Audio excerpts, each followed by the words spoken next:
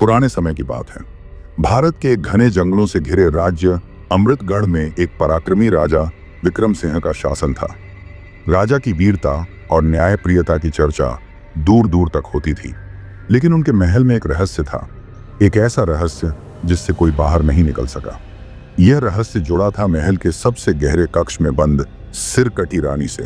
कहते हैं हर अमावस्या की रात महल के गलियारों में किसी स्त्री के पायल की आवाज गूंजती थी।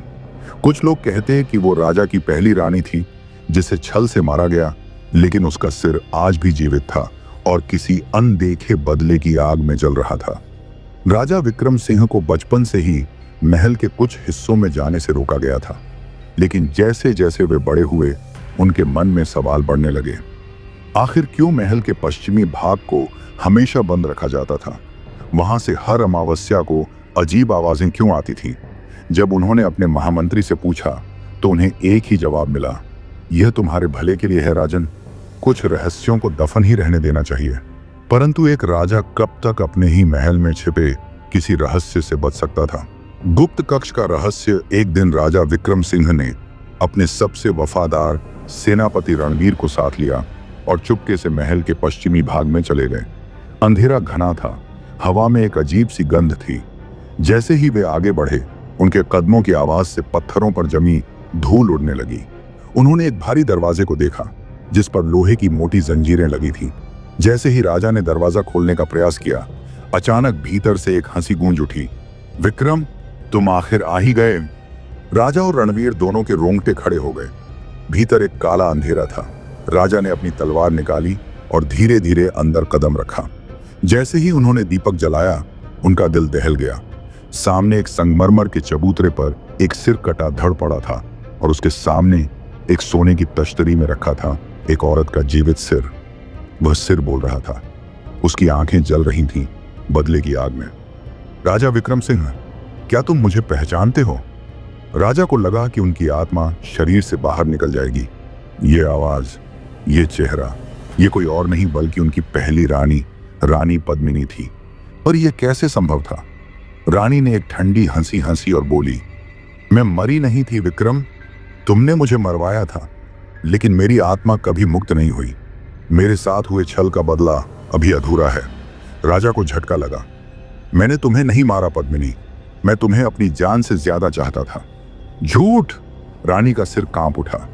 तुमने मुझे मरवाने का आदेश दिया था ताकि तुम दूसरी रानी से विवाह कर सको, लेकिन तुम्हें नहीं पता था कि मैं काली उपासक हूं। मेरे गुरु ने मुझे अमर कर दिया था। मेरा शरीर भले ही मरा हो, लेकिन मेरा सिर तब तक जीवित रहेगा जब तक मैं अपना बदला नहीं ले लेती। राजा को धीरे धीरे समझ आ रहा था कि यह कोई साधारण घटना नहीं थी। अमावस्या की रात आते ही सिर में कुछ विचित्र हलचल होने लगी। पद्मिनी की आंखें और ज्यादा चमकने लगी। रानी ने कहा, मेरे पास एक आखिरी मौका है विक्रम, आज रात मेरी आत्मा पूरी तरह जागेगी और तुम्हारी मृत्यु तय है। राजा विक्रम सिंह ने तलवार संभाली और पीछे हटे। तभी रानी के सिर से एक धुआं निकला और वह हवा में तैरने लगा।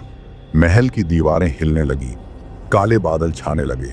रणवीर ने राजा से कहा, राजन, हमें यहां से भागना होगा। पर राजा जानते थे कि अब भागने का कोई रास्ता नहीं था।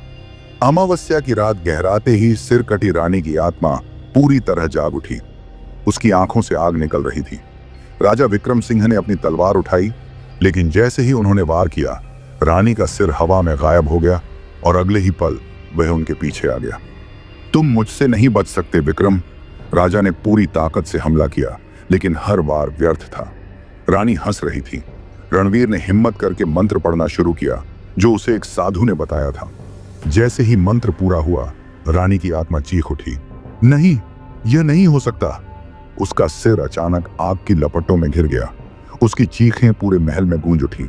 राजा विक्रम सिंह के सामने ही वह जलकर राख हो गई। रानी पद्मिनी की आत्मा अंततः मुक्त हो गई। महल की दीवारों से निकलती आवाजें शांत हो गईं। पश्चिमी भाग फिर से उजले प्रकाश से भर गया। राजा विक्रम सिंह ने उस गुप्त कक्ष को हमेशा के लिए सील करवा दिया।